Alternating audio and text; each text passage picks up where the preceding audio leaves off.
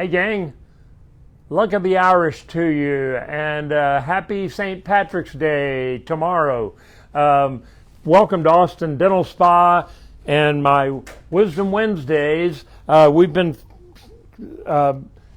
focusing on our theme this month of March Madness because the basketball tournament has started, and a couple of teams have already been in it. The NIT tournament is going on as well. So it really is March Madness if you're a college football fan. And we've been trying to find subjects to go over each episode here in March that have something to do with March Madness. Well, we're taking a little divergent from that today because summer's coming, and everybody's starting to focus on their swimsuit body or their beach body. And I have a friend that doesn't live here in Austin who is on Facebook posting about the carnivore diet that she's on right now, where she's eating nothing but meat. And the first week, every day was like, wow, I've got more energy, I feel great.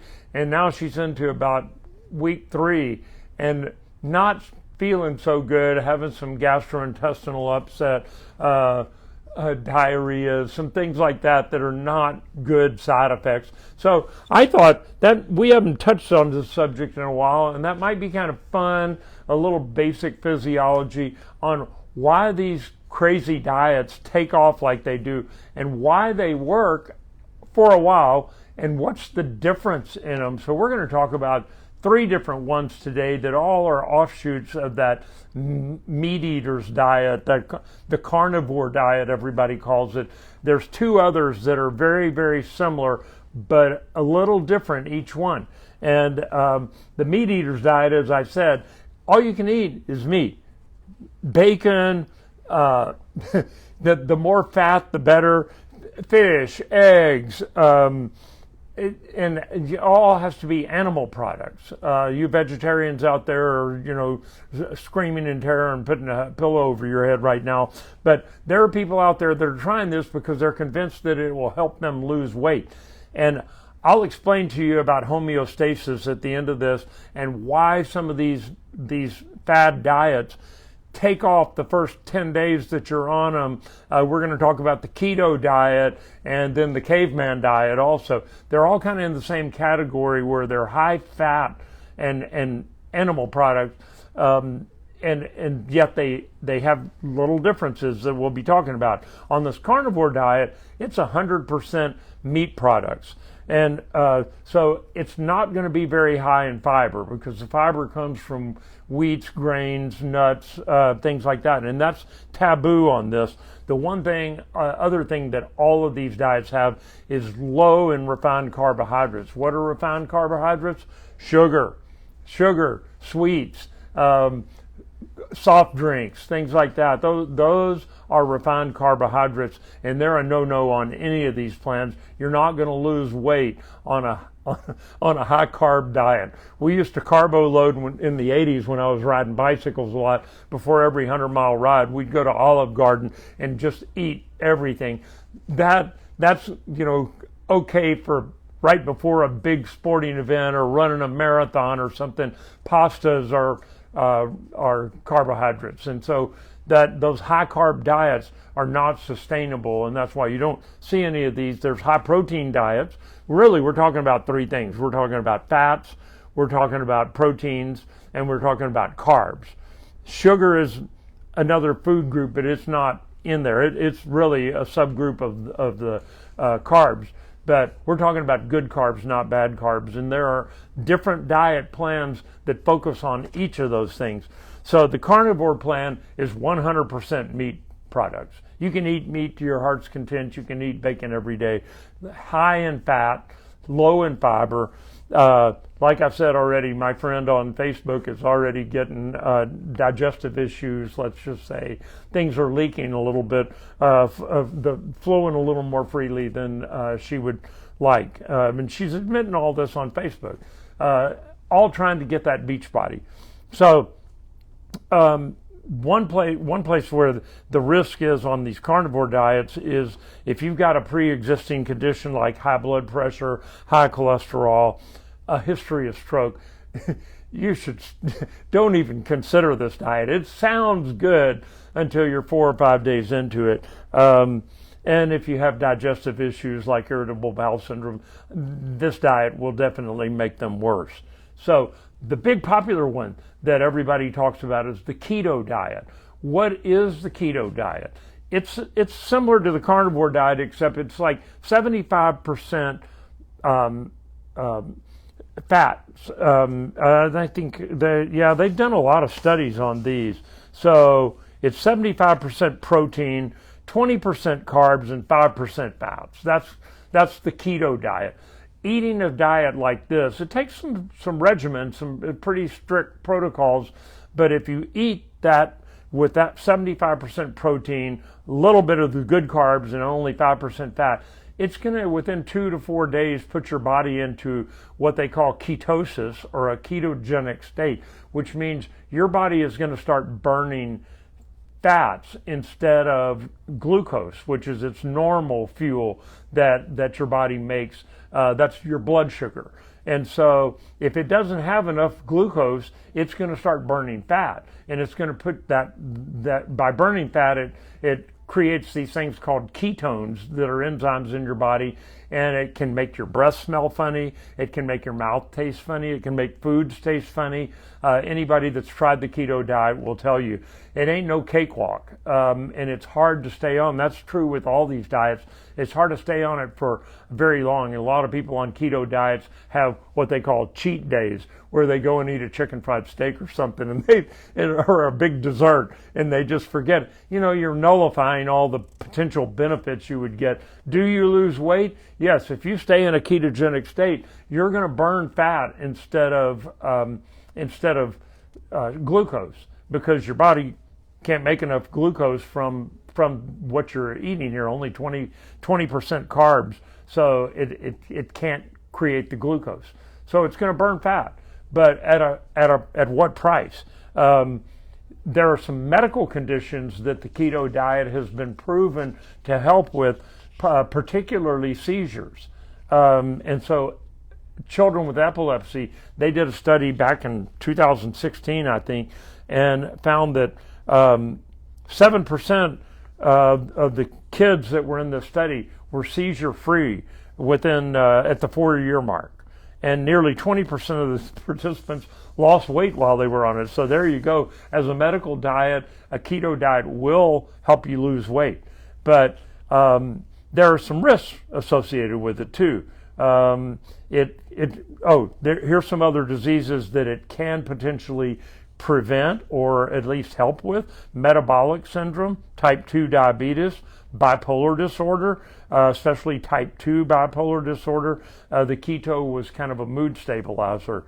Obesity, obviously, would help with that. Dementia and Alzheimer's disease, there's growing evidence that a keto diet helps your brain function. So they don't understand exactly how that works. There are certain cancers that a ketogenic environment changes your body's chemistry enough that it slows or inhibits cancer growth, cancer tumor growth. And polycystic ovary syndrome, I don't have to worry about that one. The risks of keto diet, as I mentioned before, it's tough to stick to it for a prolonged period of time. I know very few people who were on keto diets for much more than a month, because it gives you the feeling that you aren't hungry anymore by eating things in that in that ratio: 75% protein, 20% carbs, and 5% fats. Food doesn't taste all that great on a lot of the keto diets, and they got all these companies that make these keto meals that they'll send to you. You also, there's a thing called the Keto Flu, that a lot of people that have tried the keto diet get flu-like symptoms, headaches, dizziness, things like that. So if you're going to try the keto diet, be aware that it also leads to an increased incidence of kidney stones, vitamin and mineral deficiencies, so you have to supplement, and bone mineral density can be decreased. So, and you got the good old gastrointestinal distress that you had with the all meat diet. So You wouldn't want to do a keto diet if you're a diabetic, if you have a history of eating disorders, if you've had your gallbladder removed, or if you have thyroid disease or multiple sclerosis. You would not want to do a keto diet. Now let's talk about the paleo diet. And why is it called the paleo diet? It's also called the caveman diet because these people who developed it said, let's go back to eating like the cavemen did 10,000 years ago. The Paleolithic era of mankind was from 10,000 years ago to 2.5 million years ago. So that's a pretty long span in there that people lived in caves and were hunter-gatherers. That period ended when farming and agriculture became common, and once people started learning to grow wheat and barley and things like that, and make beer and bread and pastas and things like that, the Paleolithic era ended. So these people that advocate this diet say you can eat lean meats, fish, fruits, vegetables, nuts, and seeds, which are not part of the other diets. The things that back 10,000 years ago could only be gotten by hunting and gathering. But it means you can't eat dairy products, you can't eat legumes or leafy vegetables, and you can't eat grains because those only came around after the agriculture era of mankind. So the primary difference between the paleo diet and the other diets is the absence of whole grains and legumes, which are good sources of fiber. So you're not going to get the fiber that you would normally get, nor the vitamins and minerals. So paleo diet might help you lose weight. It might help you maintain the weight that you've got. And it also has some beneficial side effects, but there have been very, very few clinical studies on people on the caveman diet. So you want to be a little careful. And of course, we're talking about human beings. What works for one person, great, might kill somebody else. And so you've got to kind of take it easy and figure out, experiment, use your body as an experiment. Why do all these things work? Well, I learned a long time ago from one of the smartest men I met, who's passed away now.